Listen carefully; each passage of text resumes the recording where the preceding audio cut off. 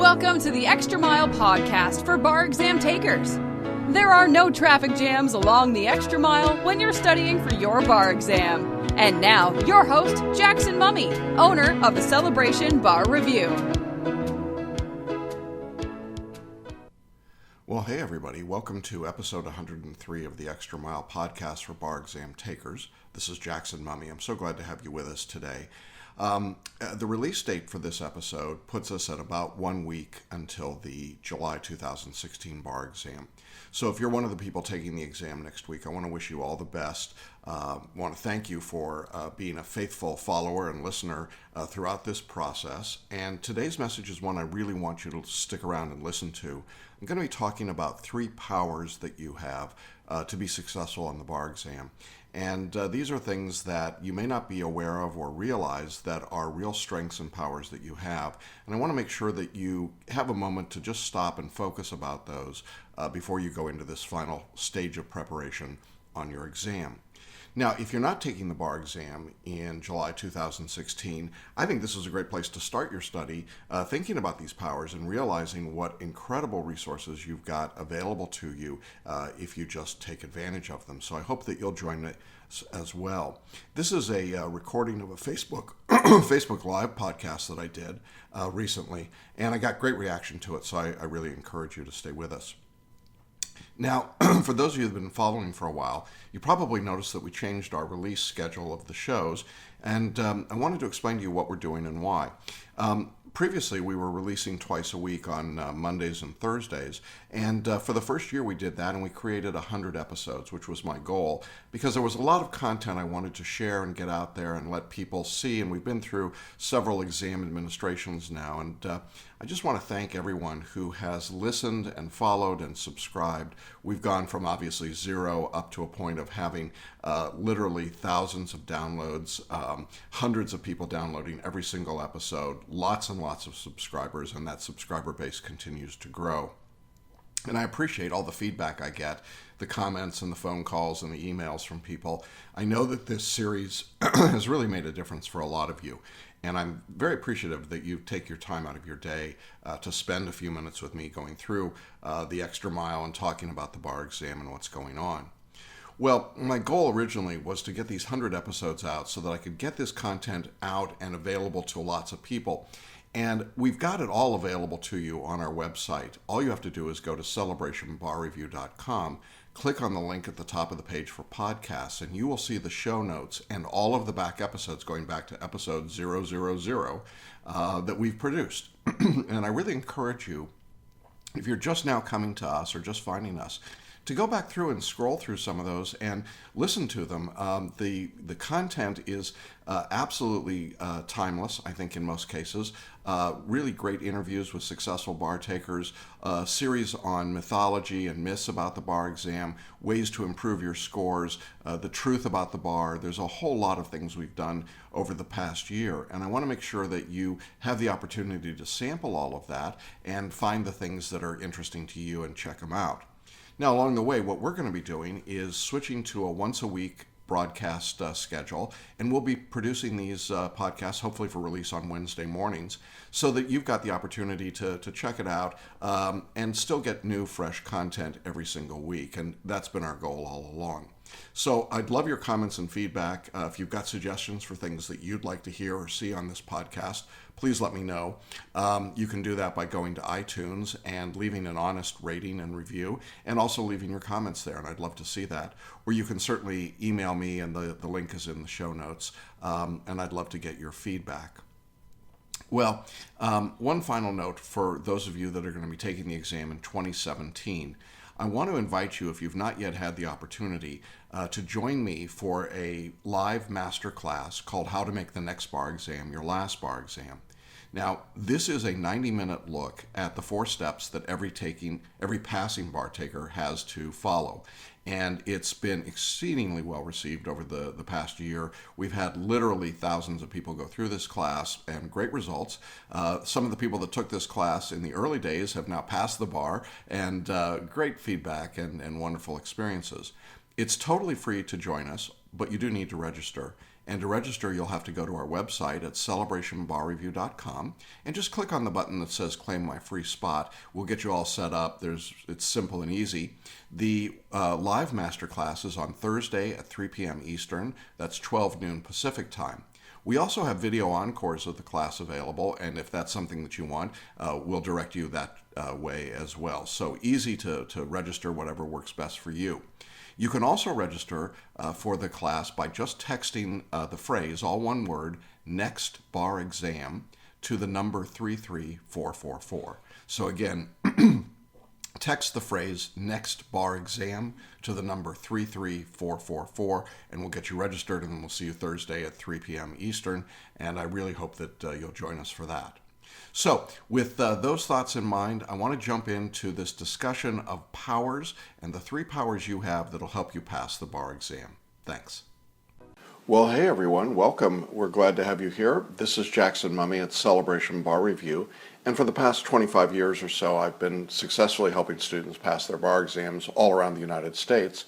And today, I want to talk about the 3 powers that you have to help you pass the bar.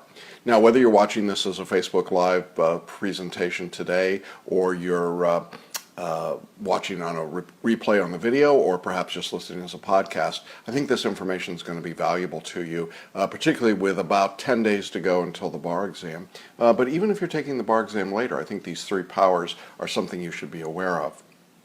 Now, when I talk about powers, you might say, well, what does he mean by that? I mean, is that some sort of foo-foo weirdness? No, not really. Although, I want to start by sharing a story with you that I think is relevant here. For those of you that have been following me for a while, you know that we live and work in a town called Celebration, Florida, which is right outside Walt Disney World. And you might have heard of a little movie that Disney made a few years ago called Frozen. Apparently the folks at Disney weren't entirely certain that they had a hit on their hands because they didn't do anything with it for a very long time. Well, they've now figured that out, and so the theme parks here in Orlando are filled with Frozen stuff and shows and events. And so last weekend we got a chance to see the opening of one of the new shows that they're doing at the Disney Hollywood Studios. And it was terrific. By the way, I mean, if you're just going, I would highly recommend it. But they did this sort of live action animated combination talking about Frozen and, of course, letting it go. And so anyway, we had a conversation with a friend of ours who is a Disney cast member, which is Disney words for they're an employee. And this cast member works in one of the Christmas shops, and she designs Christmas ornaments for people. And so she's out talking to people all the time. And one of the big things that Disney has done is that they've added all these Frozen ornaments. And so all these little kids, mostly little girls, but all these little kids come up and they want these Frozen ornaments personalized. And so our friend always asks the girls in particular, well, who's your favorite Frozen character? And she said it's really interesting. Almost without exception, the girls tell her that it's Princess or Queen Elsa. Now, Elsa's the one that has, that makes everything turn to ice if you're not a Frozen fan. And then she said she always asks a follow-up question, and 100% of the time she gets the same response. And here's her question. She says, why do you want to be Elsa? And she said the response she gets, regardless of whether she's talking to a 5-year-old, a 6-year-old, a 12-year-old, 15-year-old, it is always the same response. Because she has powers. Now, I'm not entirely certain that I understand the mind of a preteen girl. I raised one, but I'm not sure that I understand them, even to this day. But it's pretty clear to me that this idea of powers and empowerment is huge, and it is pervasive, and it's throughout the culture. And when we think about powers, one of the things that seems to resonate with young girls and young children generally is that they have powers, and the people that have powers are the people that they want to emulate and be like. Now, I use the concept of powers to talk about the bar exam because I think you also have powers, things that you may not be inherently aware of, or at least externally aware of, but are there for you. And if you'll simply take advantage of them, you're going to do better on the bar exam. So I hope that makes sense to you. I'm not suggesting that you can turn the bar examiners to ice, although it's an interesting concept. But I do think you have 3 powers. So let's jump in and look at those 3 powers specifically.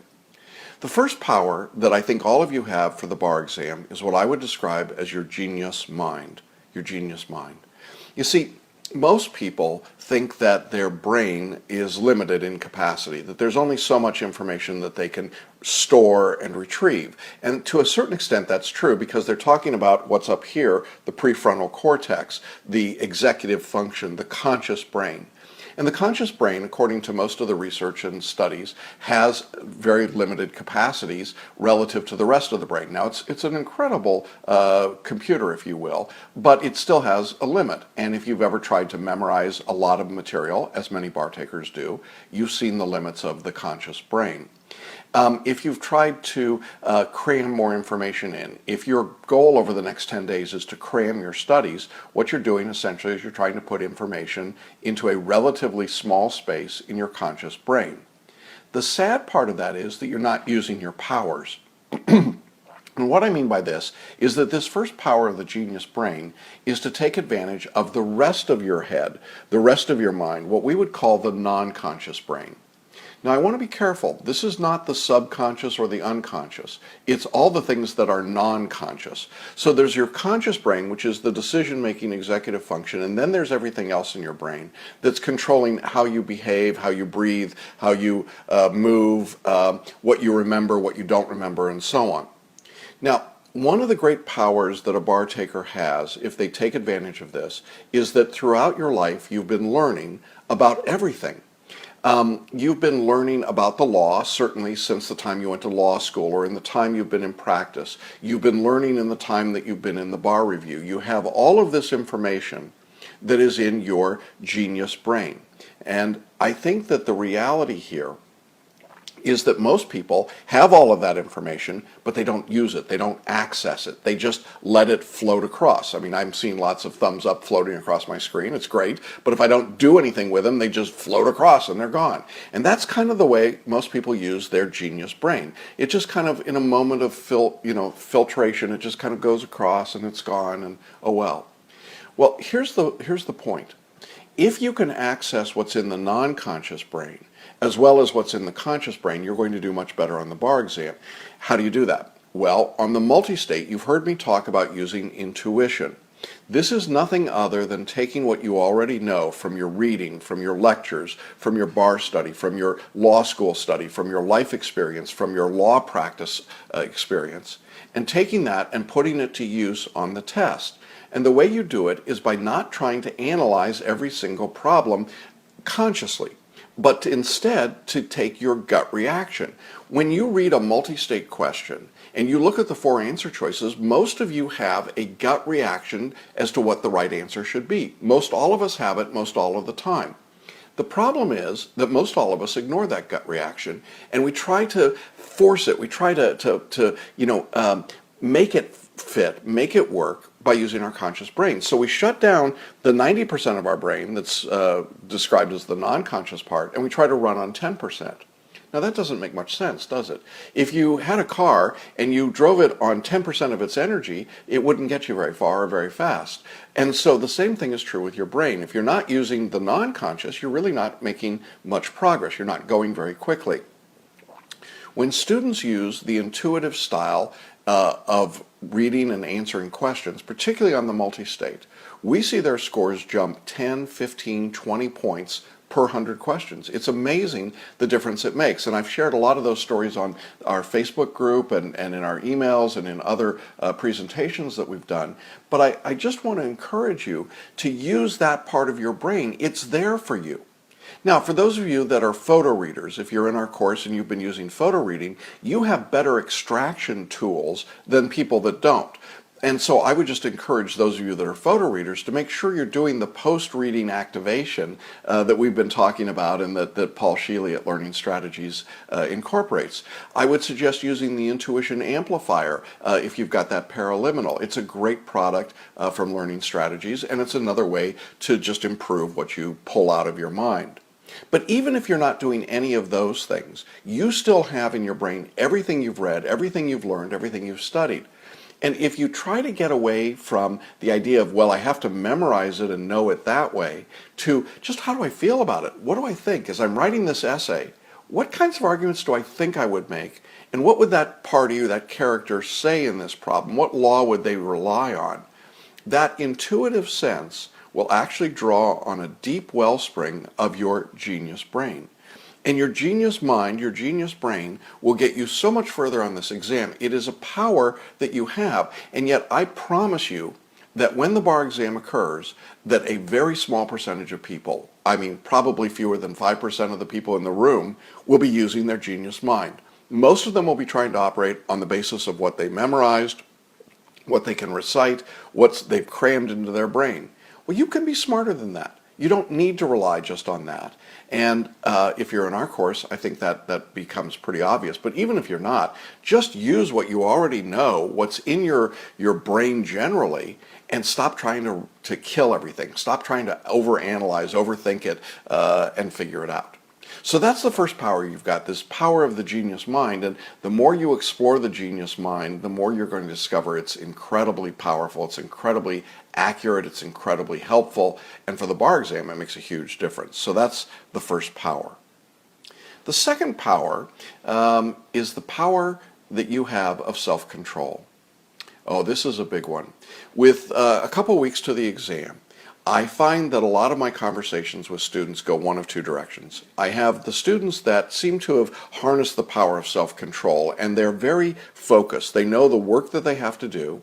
They're spending their time studying the subjects or the areas or the essays in which they feel least comfortable in order to desensitize themselves to those subjects, just to get comfortable and get used to them. And they're doing their work in a productive, steady way.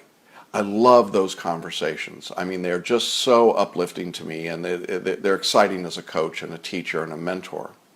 And then I have another group of students, and it breaks my heart.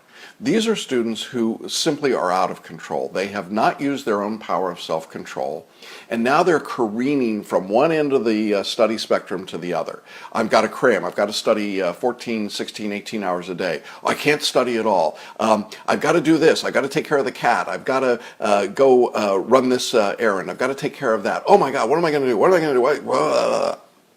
I mean, it's just horrible. They've totally lost their self-control. They're so afraid of the ultimate end result that they're essentially giving themselves a reason to fail. And you might say, well, no, nobody wants to fail. That's true. But a lot of you who are watching or listening to this have a deep-seated belief in that genius mind of yours that you're going to fail the exam. And that would be devastating to your own self-image, to your value of self-worth. And so in order to protect yourself, as I talked about when I talked about the demons that kind of haunt us, what many people do is that they create these distractions, these problems, that then become really good excuses for why they didn't pass the exam. And it's really sad to see that happen, because what it really reflects is a lack of self-control. You see, part of being a good counselor at law is being able to control your emotions, to control your thought process, to control your time, to control your energy. And the examiners know this, and so they throw out the character and fitness requests at the last minute. They play head games with you at the test exam site. There's all sorts of things that go on. There will be drama at your bar exam test site in a couple of weeks. I guarantee it, no matter where you are, there will be drama. The question is whether or not you'll get sucked up into the drama, or whether you'll use self-control and avoid it. Now, one of the strategies I've suggested to people is that they take a pair of earbuds from an iPhone, for example, put them in their ears, and take the connector pin and just tuck it into their pocket. Not into any device when they're just sort of out in the room waiting to go into the test room, because you can't have the earbuds in the room. But when you're outside and there's all the hustle and bustle and drama that's going on, put in the earbuds, pretend like they're in your pocket, that you've got something on. When people come up to you, you just go, listening, study, got to study, okay? In other words, you don't get caught up in all the drama, all of the stuff that's going on, because it will be there. The people who use their power of self-control know that every day can be productive over the next 10 days, 8 days, 7 days, whatever period of time it is they've got, 2 months, 3 months, whatever it would be. The people without self-control literally just go from freak out to freak out to freak out. And it is so discouraging to them. It's discouraging as a teacher to see it happen. And it breaks my heart. frankly, to have those conversations with people who've totally lost self-control. They have no sense of what they're doing. They have no perspective. It's all about them. It's all about the bar exam. Look, if you need a perspective finder, all you got to do is turn on your computer, check out what's going on in the world around you right now. I mean, I can't remember a time, since I was of draft age, when the world seemed as completely upside down and screwy as it is right now. And if you need some perspective that the world is much bigger than the bar exam, well, it's right in front of you. But you see, I think most people who are studying for the bar become so obsessed with their own circumstance and their own situation that they begin to lose self-control. And when you lose self-control, you are giving up an important power. I will tell you that the people that pass the bar exam year after year, test after test, are the people that exert self-control through the study process and through the test itself. And it's a huge power you have if you'll just use it. Do you have to do anything special to use your self-control power? No. Take a few breaths, lean back, relax, smile occasionally, think about the world, think about how good you've got it. Just having the opportunity to take a bar exam puts you in such a better position than most of the inhabitants of this planet. You should be feeling pretty good about that. And so self-control becomes your great tool or weapon, if you will. So that's the second of our powers. We had said number one was genius mind, number two is self-control. Number three, I'm going to steal this from somebody I don't really like very much.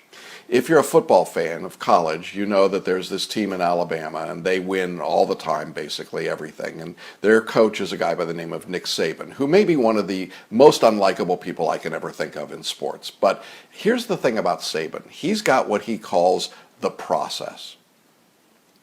The process. Apparently, if you come to the University of Alabama to play football, there's a process for how you're going to do everything. Which makes sense because I think he's probably a control freak. But nonetheless, his process seems to produce extraordinarily talented football teams year after year after year in a place that you would think, why would anyone want to go there?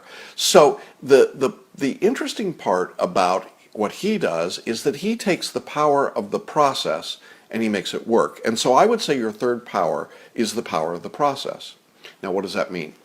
Well, if you're in a Celebration Bar Review course, we've given you the process. We've given you the process to write essay exams. We've shown you, for example, how to draft them literally paragraph by paragraph, line by line. And all you need to do is follow that process.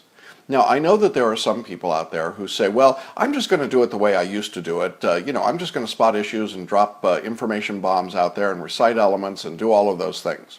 Yeah. And statistically, across the board, across the country, that tells us that you're going to fail. The pass rate for people that do that is about 30% or lower. And some of you are like, how could that be? My bar review didn't say that to me. Well, yeah, no kidding they didn't, because that's what they teach. But that's the reality. That's the number.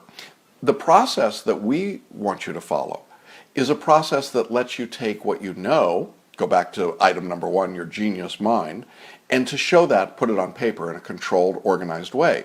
See power number two, self-control. You're able to actually demonstrate what you know to the examiners, not just what you've memorized and what you've recited. Now, if you're going to be successful in the bar exam, you've got to follow the process. As an example, last year on the Florida February 2016 bar exam, the examiners asked a couple of essay questions in topics that had never been tested in the essay format. And the people that came to the exam all prepped out and ready and booked out for those subjects, for the subjects they thought were going to be on the test, were terribly surprised and freaked out and failed. The people who passed, by and large, were not people who were prepared necessarily for these new subjects, but who took the process and simply applied it. That is to say, they wrote about the problems that occurred, they wrote about the disputes, they made the law up in some cases, but they at least described the law that they thought would make sense under the arguments that were being made, and then they drew logical conclusions. By following the process, they allowed themselves to have a chance at being successful on that part of the exam.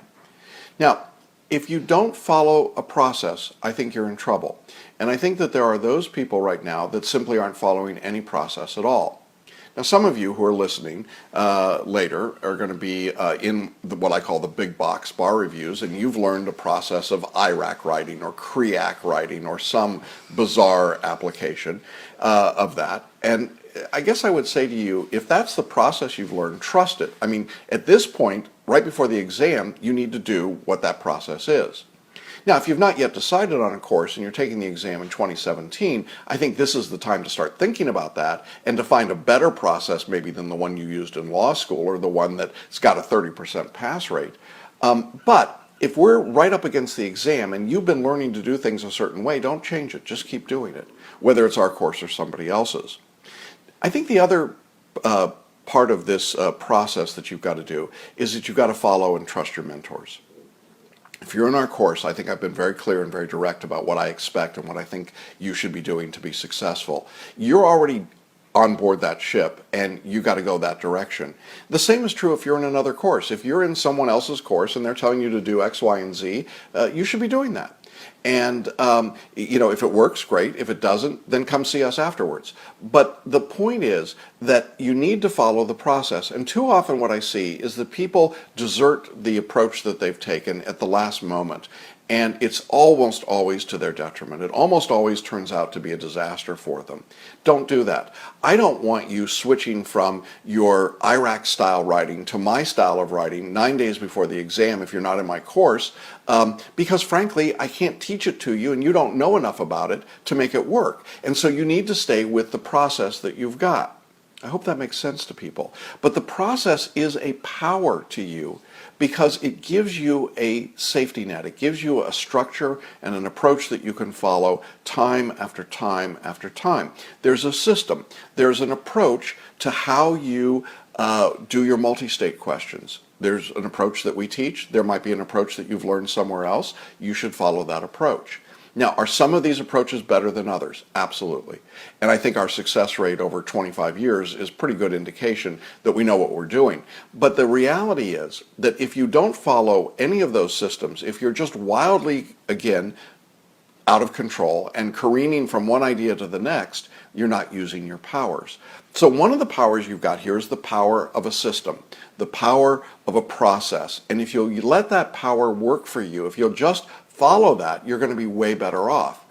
Now, some of you are still trying to figure out, well, what should I do when I get to the exam? Should I write this way or do that?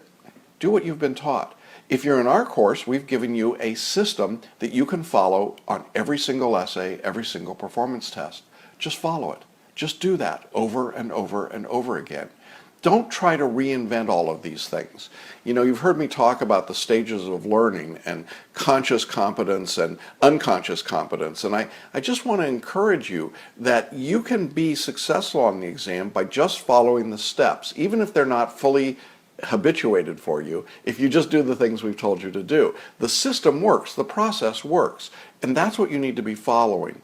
And the reality is that if you chose another system, well, that was your choice. Now you need to follow it. And you need to find out if it's going to work for you or not. But don't be jumping on and off. I think that that's one of the huge mistakes that people make when they're at this stage of their study. So I think there's power in your course. There's power in your mentor. There's power in the process that we offer. If you're in the Celebration Bar Review course, I really want you to follow your study guide. I want you to do the things that we're talking about. I want you to follow the daily email suggestions that I'm giving you. And I don't want you to deviate from them. Why? Because they work.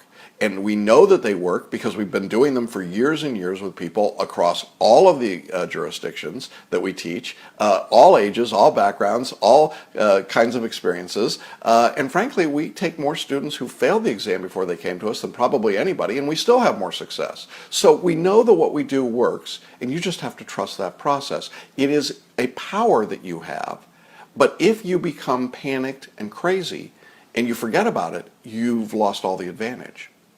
So, what are the powers you have to pass the bar? Well, you have your genius mind, that whole 90% that you've not been using that's available to you just by going intuitively through the essays, the performance tests, and the multi-state, answering based on what your gut reaction is. If you're a photo reader, if you're in our course and you've been using some of those techniques and tools, even better, you've got even more of that accessible to you.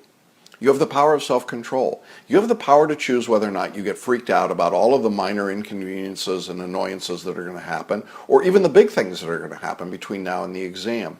You can choose to buy into the drama or stay out of it and keep yourself working towards your goal. That is your power. And then last, you have the power of the course, the power of the process. And that can be an enormous advantage to you if you take advantage of it. If you let that guide you and control what you're doing, you're going to be so much better off in your studies right now and on the exam itself. Those are some powers that I think you've got. Also says, let it go, let it go. I would say you've got to let the part of you that's afraid, let that go. Let the part of you that is out of control, let it go. Let the part of you that's trying to figure out if doing another outline or making a flashcard or learning a mnemonic would somehow change your result, let that go. Just follow the process. If you do those things, I think you're going to have tremendous success on the exam. And that's been our experience year after year, test after test. Well, I appreciate all of the positive feedback I've gotten from you guys as I've been talking today. Glad to have so many of you with us and watching, and I do wish all of you well on the exam. I hope that you do, in fact, use all the powers that are available to you. If you're new to us and to Celebration Bar Review, I hope that you'll check out our different programs, courses, our live masterclass on Thursday at 3 p.m. Eastern. We'll talk about the 4 steps that passing bar takers need to go through. You can register by just going to our website and clicking on Claim My Spot.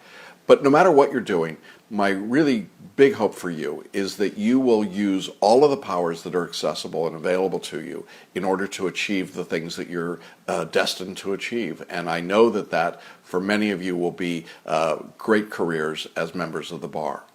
I'll talk to you soon. Thanks for being with me today, and have a wonderful rest of your day. Thanks for listening to the Extra Mile podcast for bar exam takers at www.celebrationbarreview.com.